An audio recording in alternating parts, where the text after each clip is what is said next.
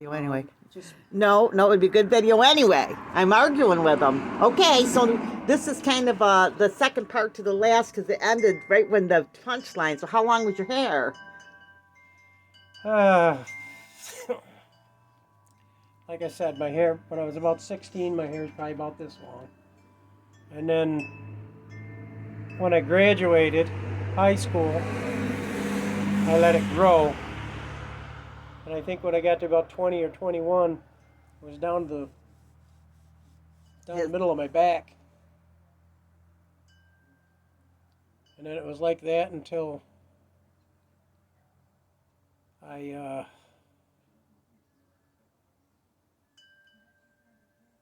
I'd say I was almost 30 when I started cutting it short again. almost 30. Now I can't stand to have it long. It bothers me. And we just grew up in such different worlds. Just such different worlds because I was like preppy girl and But I've all. always had, chickens and that from the time I was 13. My dad, I always wanted chickens when I was little. I was 5 or 6 years old, 8 years old. And I always admired everybody having chickens. And I always thought my dad was mean when I'd ask him, "Could I have some chickens?" He'd say, "Nope, not until you can afford to take care of them." So I went to school and I got a job on the summer youth corps. It was, yeah, I had to ride the, excuse me, I had to ride bike to school every day during the summer. And they had us whacking weeds around the bus garage and planting flowers and all kinds of stuff. And when I got my first paycheck, I looked in the weekly shopper and somebody had a bunch of old white leghorn chickens. They were selling for $1 a piece. So I asked my dad if he'd take me to go get some of them. He said, "Sure," because I was spending my own money. I said, "Well, what do I got to have to feed them?" He said, "Well, you need some scratch feed, you need some laying mash." So he took me to the local Agway and I bought feed and I bought, I think feed back then was like, I think it was like $5 or $6 a 100-pound bag. So I bought 2 bags of feed and then we went and bought 10 or 15 laying hens. And I started getting white eggs. I was selling them for $1 a dozen to people who were coming to the house. They wanted to buy eggs, so I sold them the eggs and bought more feed with the eggs. And then I wanted a rooster. And a friend of my mom and dad's worked for the local chicken farm. And she was responsible for calling out any rooster because they were caged egg chickens. That's when all the leghorns and that were thrown in cages and you had to get rid of the roosters by wringing their necks but she brought a bunch of them home and she said, "You want a rooster? I got a bunch of them. Come over and get one." So we went over and got my first rooster. I called him Foghorn Leghorn. He was a big white rooster. And then shortly after that, the other friend of the family, Earl and or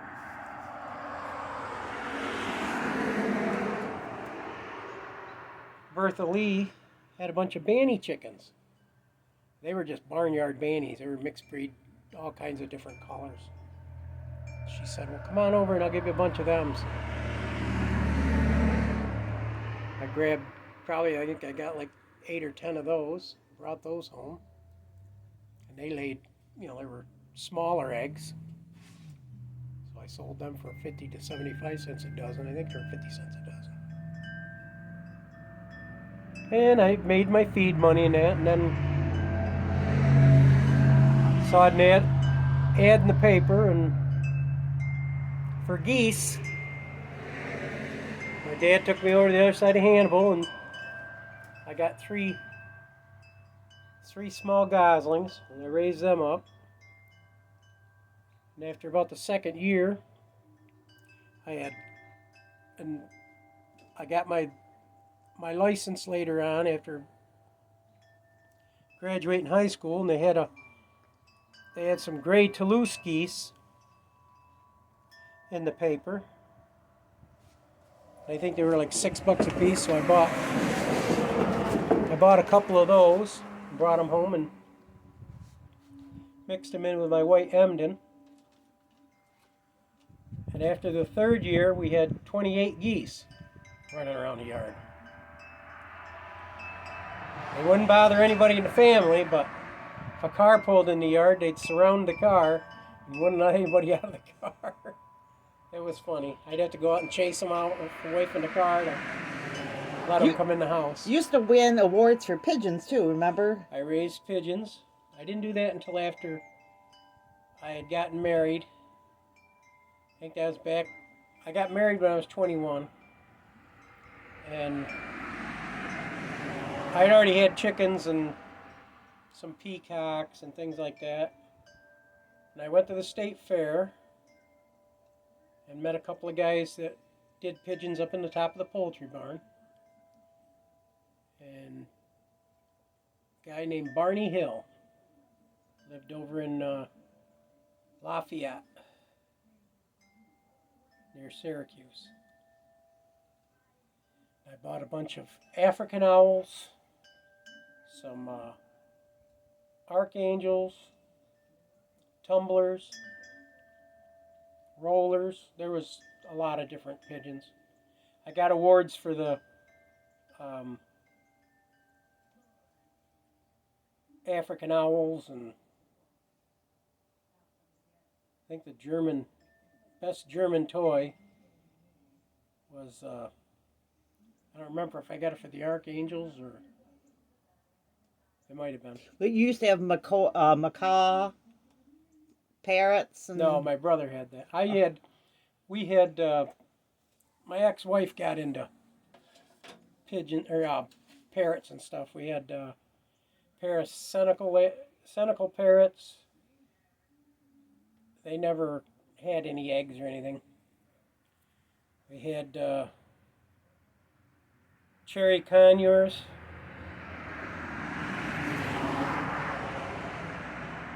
We had cockatiels, parakeets, Quaker parrots. You even had a snake. I had a miniature cockatoo. I had a ball python named Monty. You had a rat. I had a spider, a tarantula. His name was Harry. You used to put him on my chest. He'd walk up on your shoulder and just sit there. Didn't you have a rat? Yes, we bought a baby rat to feed Monty, the snake. Oh. And he wouldn't eat it. He must not have been hungry. So my youngest daughter made a pet out of it. And his name was Templeton. And he got huge. He was a brown and white rat. He was just a white pinky when we bought him. So you've had your share of animals. I had my share of animals. Horses. Emu. Yeah, you've had emus. I went to the auction and bought 2 emu. They were new hatchlings. Paid $20 a piece for them. Brought them home, and they seemed to double in size within a couple of weeks. And then eventually, their names were Big Bird and UG, his ugly girlfriend. When you got your divorce, you had to get rid of some of that stuff. Yeah, I couldn't take care of everything when It was just a lot. It was too much. And also you had, there's a bunch of things that happened at that time, just a lot of But I had, stuff. when I lived over in the other place when I was married, I had sheep and goats. Oh, your daddy had horses. My dad, I grew up with the horses. I'd never liked horses. Clay would never have a horse. And you said the horses don't like you either. We had a cow too. She was a young heifer. If the horses got out, the cow would get out, and she would run with the horses like she was a horse. And you rode that cow. We broke the cow. The cow, you could ride the cow. Did you ever break some horses? Yep. I had a small red pony named with Red, and I broke him to ride and a hook to a harness. Didn't your daddy have those? I've got pictures of where we Oh, took a hood to a car, turned it upside down. I'd hook the horse to the hood of the car and put a bale of hay on the hood of the car and give the little kids, my nieces and nephews rides. Didn't you have your dad had those clog horses or Yeah. Clyde or what are They they? weren't Clydesdales. They were work horses. They're big old boys, huh? Dad had everything from miniature horses to work horses, riding horses, How many horses you pulling think? ponies, How many horses you Welch ponies. think? You think your daddy had?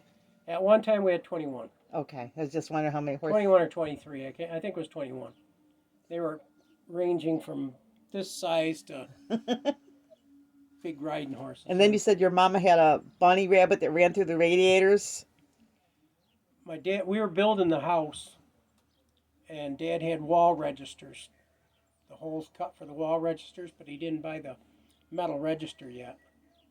And I had rabbits at the time, and I had a black doe, and she had one white front foot.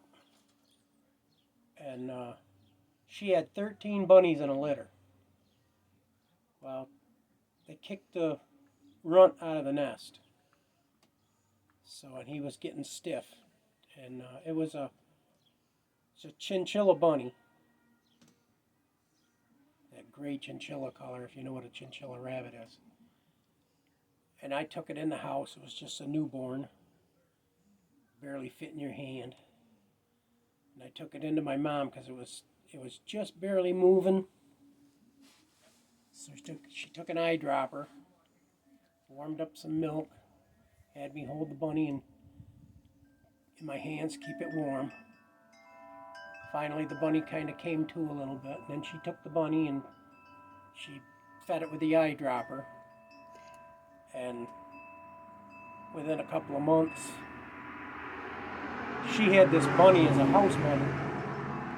That rabbit was like, when it was setting still, was this long, and about this. He probably weighed, I'd say 10 pounds, but he probably weighed more, like 8. But he was he was a big bunny. You said that bunny used to run through the radiators while you guys were remodeling and stuff. He'd run through the house, and he had a little litter box, and he'd use the litter box. He wouldn't chew on the woodwork or anything, because if he did, my dad would have a fit, but he never did. I think it's interesting. Mom had him as a pet. I think it's interesting that your mother was a hairdresser and then she owned a restaurant. But before you say anything about that, I want to say this. But I was in the beauty industry for years, and then later on I got into more business, other stuff. I think it's funny because she's a city girl and so was I, and then we both turned country, you know what I mean? Because of the men we married. But I think it's an interesting story, you know what I mean? But as far as other animals, my dad loved horses and cats. How many cats did your daddy have? There was 83 of them. 24 were house cats. The rest were all barn cats. And every single one of them was yellow or yellow and white. I, to this day, don't like yellow cats. And you said he used to put out like a whole big bag of cat food. He'd be buying a 25-pound bag of cat food, and all those cats would go through that bag of cat food, and just a couple of days it'd be gone. And then he also was a logger, and you went out in the did you did some logging a little bit? As I got older. Yeah, they did. I didn't cut trees down or anything, but I had to. He'd get to be on the tractor, and we'd have to hook the chain around the logs, so that we'd have to walk behind the logs as he skidded them out to the open area to load them on the trucks. You were surprised at how little the logs some of these logging trucks are. Oh, You said you guys go by and they have little logs about this big around. My dad had logs that were the monster like logs. 4 feet across. Oh my goodness. They were trees. They weren't Of course, they don't grow them like that anymore. They cut them down before they get to a good size. So it's pretty. You'd have to go into an old woods to find any trees that big anymore. And then you told me The biggest tree I've seen yet is the one we got out next to the chickens that would make a good log for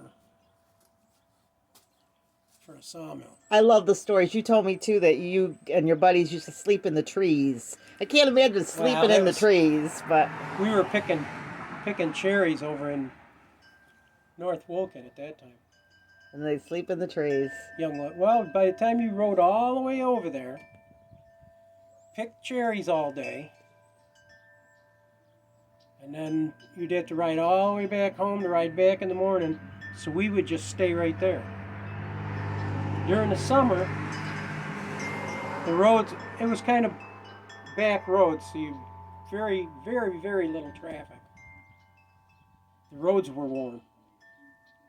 So we'd sleep in the road while it was warm. And We don't recommend that. no, I don't recommend We're talking like this was years ago. 50 years ago or more, There or might have less. been one car got on that road all night long. Because they were back farm roads. And then if the road started cooling off about 1, 2 o'clock in the morning, then you get over and you climb up into the cherry tree and lay on some limbs, straddle the limb, wrap your legs around the trunk of the tree and lean back and go to sleep in the tree. Till the morning dew got you, and then you were getting kind of cold and wet. By that time, the sun was coming up and You start picking started cherries. feeling warm and picking cherries again. What'd you guys eat for breakfast? Cherries? She'd eat some cherries during the day. That's kids. A bunch of boys looking to make some cash. Well, we were about 15, 16 years old. It's a different world. Back then it was a different world. That is true. So it's fun. Well, I guess you guys had some fun hearing some stories, and dog was taking a nap. I just moved, so it woke him up. But anyway, with that, I guess we'll let you guys go. And remember, Big or small, you too can be a backyard farm.